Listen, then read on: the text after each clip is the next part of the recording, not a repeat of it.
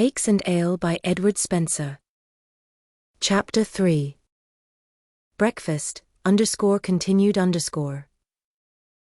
There's not in the Highlands but sibos and leeks, and lang-legged collants go on wanting the breeks. Bonnie Scotland perich and cream finnan haddies a. Knife on the ocean wave _la français in the gorgeous. East _chota Hasri _English as she is spoke dak bungalow. Fare some quaint dishes breakfast with my tutor, Adon's. Absence of mind. For a warm welcome, commend me to bonny Scotland, though hard of head and say fuo learning, that they are or difficult to convince ye ken, these rugged Caledonians be tender of heart, and philanthropic to a degree. Heck, sirs, but 'tis the braw time ye'll. Hey, gin ye trapeze the Highlands, and the Lowlands as well for the matter o' that in search o' guid refreshment for body and soul. Even that surly lexicographer, Dr. Samuel Johnson, who by the way, claimed the same city for his birthplace as does the writer, who could not be induced to recognize the merits of Scotch scenery, and preferred Fleet Street to the Trossachs, extolled the luxury of a Scotch breakfast above that of all other countries. And Sir Walter Scott, who never enthused much about meat and drink, is responsible in _Waverley _ for a passage calculated to make the mouths of most people water.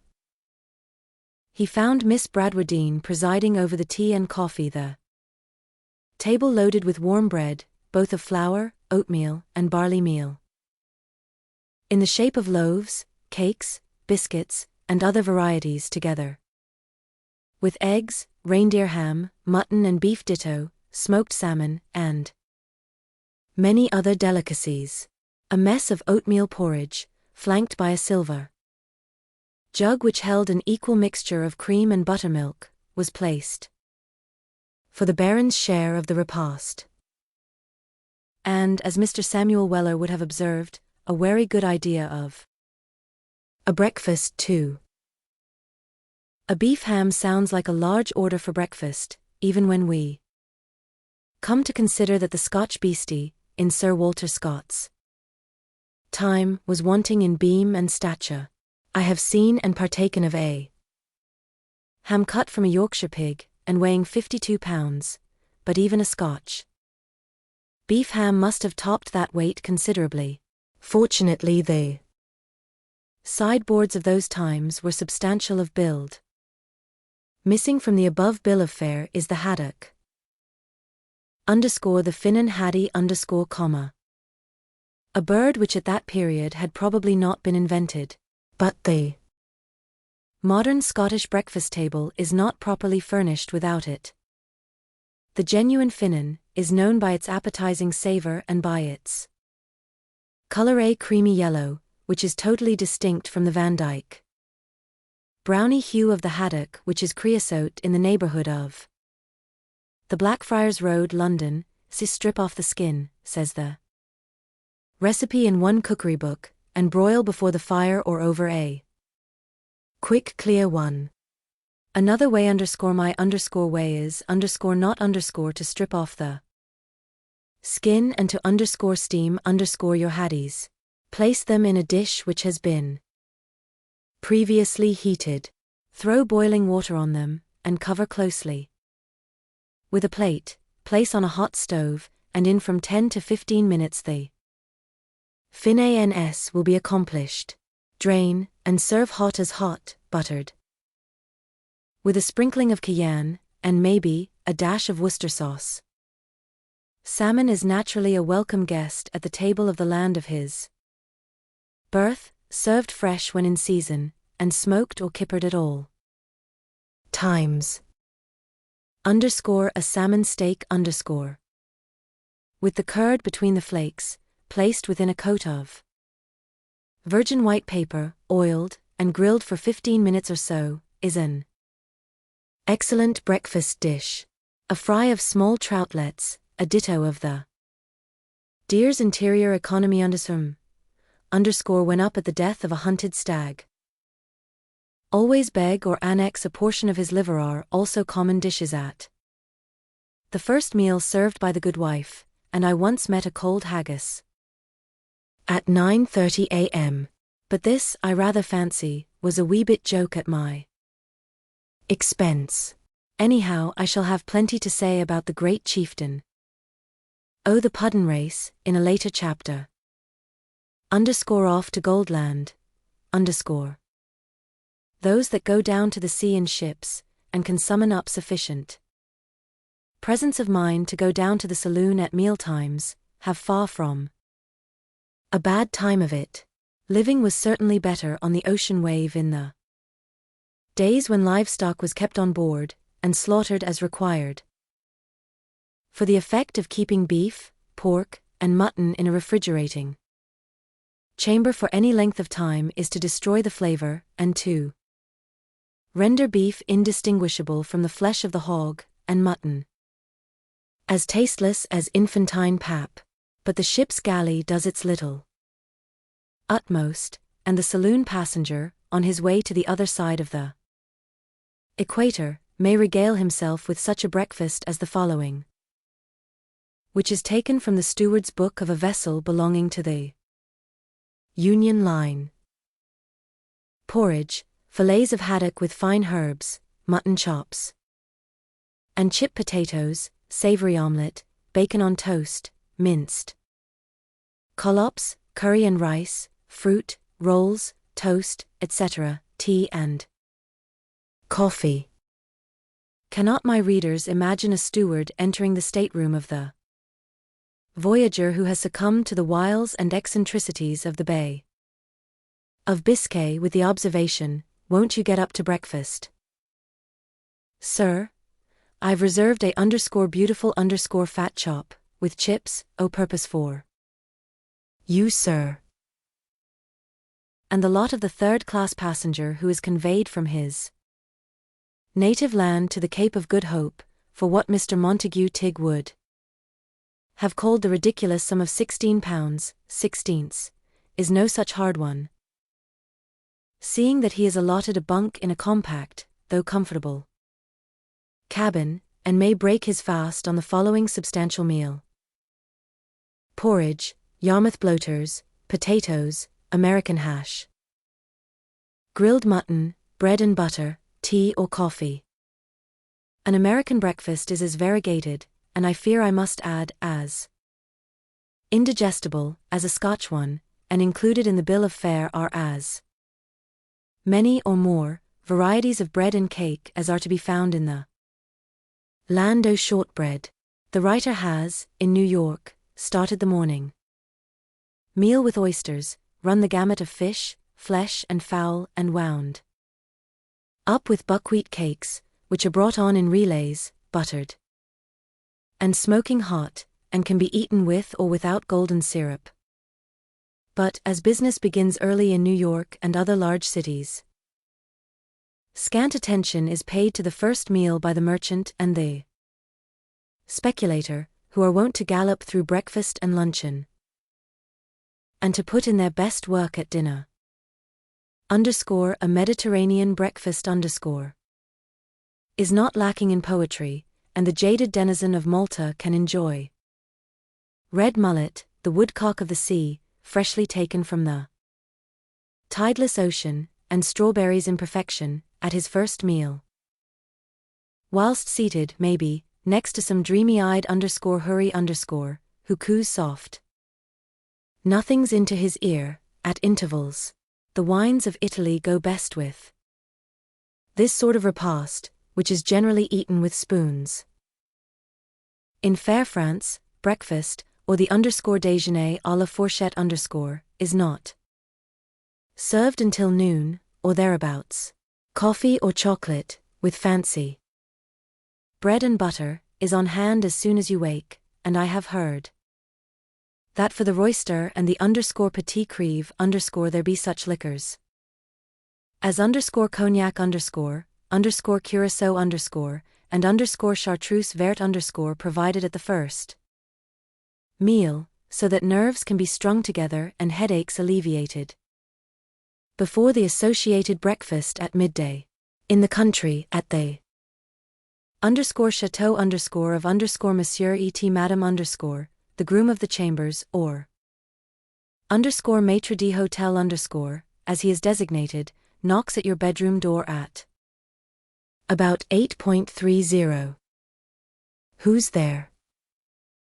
Good morning, _Msue Will Msue partake of the chocolate or of the café au lait or of the tea?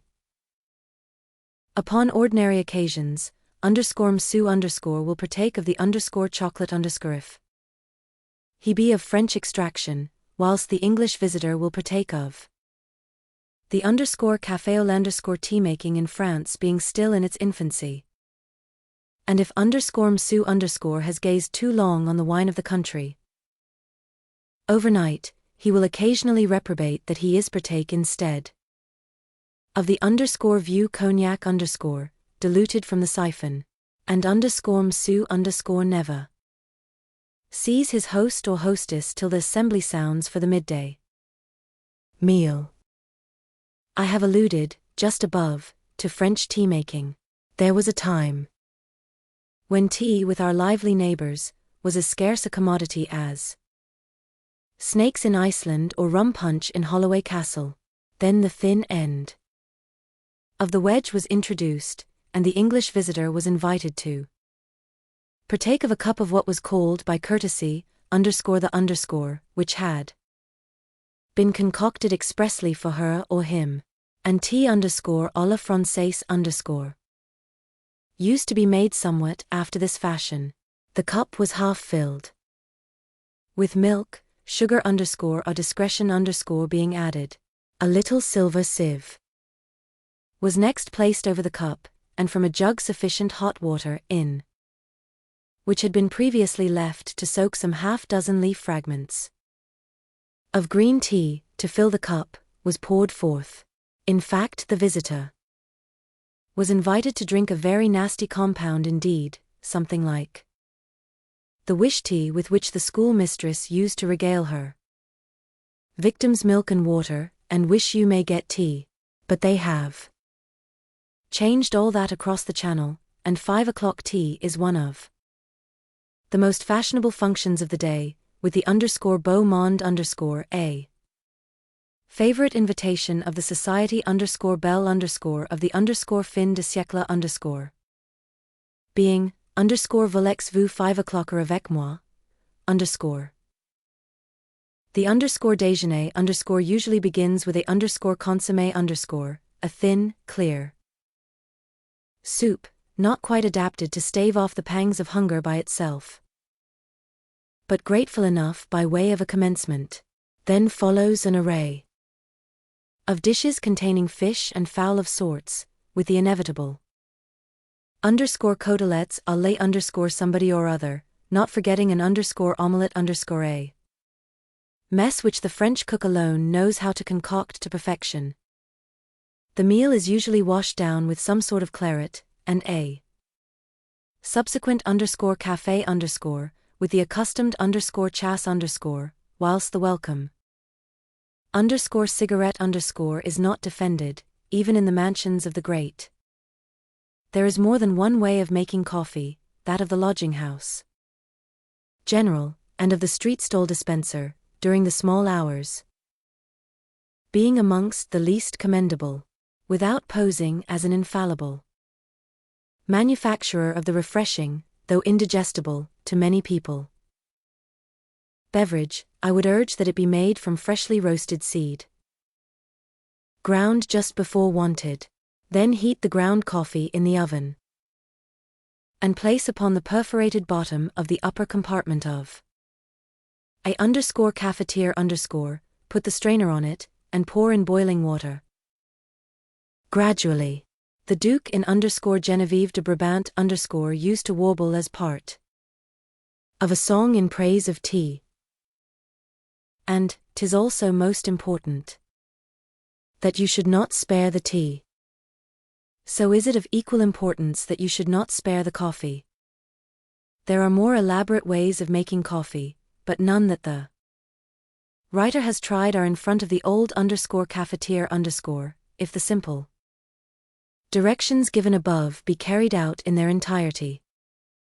As in France, sojourners, for their sins, in the burning plains of Ind, have their first breakfast, or chota hazri at an early hour, whilst the breakfast proper usually described in Lower Bengal, Madras, and Bombay as tiffin, comes later on.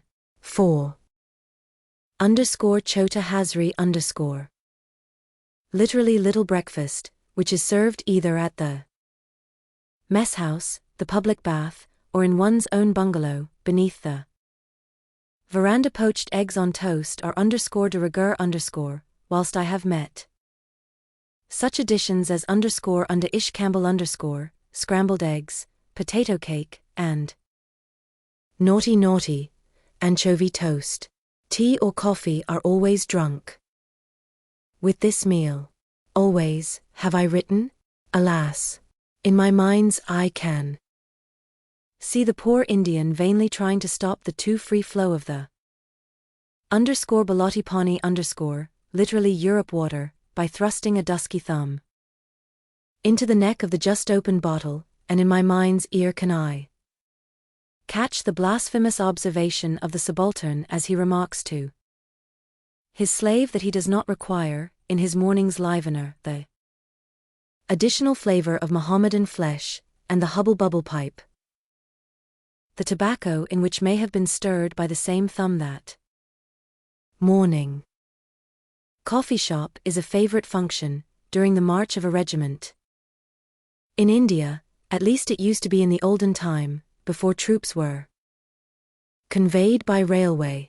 Dullies roughly made palanquins, laden with meat and drink were sent on halfway overnight, and grateful indeed was the cup of tea, or coffee, or the peg which was poured forth for the weary warrior who had been tramping it, or in the saddle since 2 a.m. or some such unearthly hour, in order that the column might reach the new camping ground before the sun was high in the heavens. It was at coffee shop that chaff reigned supreme, and speculations as to what the shooting would be like at the next place were indulged in. And when that shooting was likely to take the form of long men, armed with long guns and long knives, the viands, which consisted for the most part of toast, biscuits, poached eggs, and bockum eggs and bacon, were devoured with appetites all the keener for the prospect in view. It is in troublous times, be it further observed, that the Hindustan kit is seen at his best. On the field of battle itself I have known coffee and boiled eggs or even a grilled fowl produced by the fearless and devoted Noker from apparently nowhere at all. At the Indian breakfast proper, all sorts of viands are consumed. From the curried prawns and Europe provisions, which arrive in an hermetically sealed condition per SS no matter what to the rooster who heralds your arrival at the DAC bungalow, with much crowing, and who within half an hour of your advent has been successively chased into a corner, beheaded, plucked, and served up for your affection in a scorched state. I have breakfasted off such assorted food as curried locusts, boiled leg of mutton, fried snipe, Europe sausages, iron. Ishtu Irish stew, Vololif veal olives, and more correctly a dinner dish, kidney toast, chopped sheep's kidneys, highly seasoned with pepper, lime juice, and Worcester sauce, very appetizing parrot pie, eggs and bacon, omelette, which might also have been used to patch ammunition boots with, sardines, fried fish, mind the bones of the Asiatic fish, bifishteak beef steak, goat chops, curries of all sorts, hashed venison, and roast peafowl, ditto quail, ditto. Pretty nearly everything that flies, cold buffalo hump, grilled. Sheep's tail, a bit bilious, hermetically sealed herring, turtle. Fins, guava jelly, preserved mango, homemade cake, and many other things which have escaped memory. I am coming to the curry part of the entertainment later on in the volume, but may remark that it is preferable when eaten in the middle of the day. My own experience was that few people touched curry when served in its normal place at dinner as a course of itself just before the sweets. Breakfast with my tutor. What happy memories of boyhood do not the words conjure up, of the usually stern, unbending preceptor pouring out the coffee, and helping the sausages and mashed potatoes. We always had what is now known as sauce and mash at my tutor's, and the fatherly air with which he would remind the juvenile glutton, who had seated himself just opposite the apricot jam, and was improving the occasion, that 11 o'clock school would be in full swing in half an hour, and that the brain, and by process of reasoning the stomach, could not be in too good working order for the fervid young student of Herodotus. The ordinary breakfast of the lower boy at Eton used to be of a very uncertain pattern. Indeed, what with fagging the preparation of his Lord and Master's breakfast, the preparation of pupil room work, and agile and acute scouts ever on the alert to pilfer his roll and pat of butter, that boy was lucky if he got any breakfast at all. If he possessed capital or credit, he might certainly stave off starvation at Brown's, with buttered buns and pickled salmon, or at Weber's, or the Wall, with 3-cornered jam tarts or a strawberry mess, but Smith _minor_ and Jones _minimus_ as often as not, went breakfastless to second school. At the university, breakfast with the head or any other don was a rather solemn function, the table well and plentifully laid, and the host hospitality itself, but occasionally, nay frequently, occupied with other thoughts.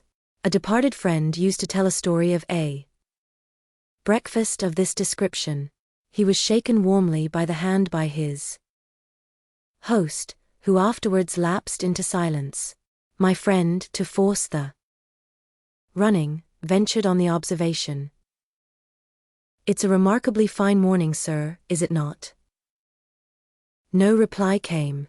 In fact, the great man's thoughts were so preoccupied with Greek roots, and other defunct horrors, that he spoke not a word during breakfast.